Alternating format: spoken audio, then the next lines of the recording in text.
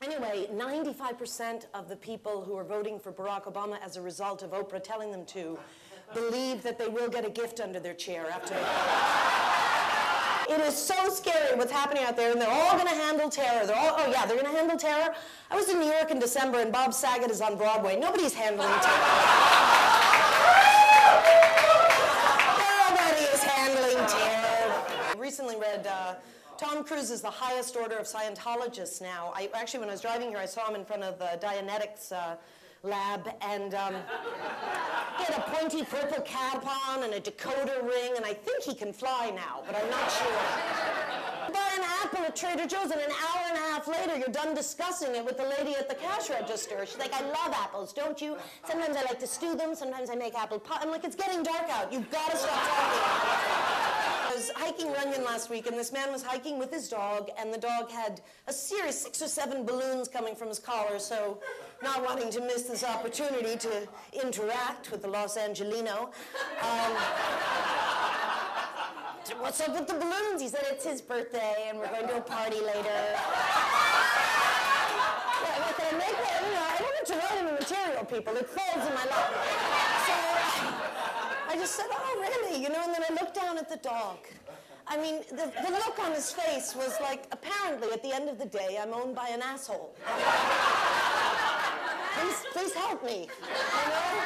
Or at least put 7 more balloons on so I can float away from the asshole. I moved here from New York, you know, I was cynical, I had all these things to say, yeah. And I had to move. I lived in a 400-square-foot studio, which I thought was large, you know, by New York standards. And then one day I was buying toilet paper, and it said 200 square feet. Wait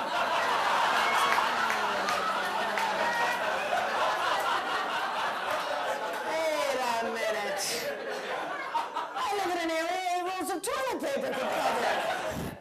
Then you get used to it. You're like, you've got to see this loft in Soho. It's like 16 rolls. It's huge, you know? So, anyway, so I moved here from New York. I'm very cynical, you know, and then you live in LA for a while. Suddenly, last week, I'm driving in my flip-flops with my wool cap on, although it's 80 degrees out. You know, my white BMW, belting out Jordan Sparks, this is my now. I was like, what is There's a huge sign for the Morongo Casino. And then one day I realized it said, moron, go. Scariest sign, oh, the 3rd pounder. The 3rd pounder? Really? The 3rd pounder frightened me. I called McDonald's, and they're developing this new horrible, just so Americans can eat faster, quick. It's called the McTrough. And just be a simple wooden box filled with meats and cheeses, some sauces. Nothing would be identifiable.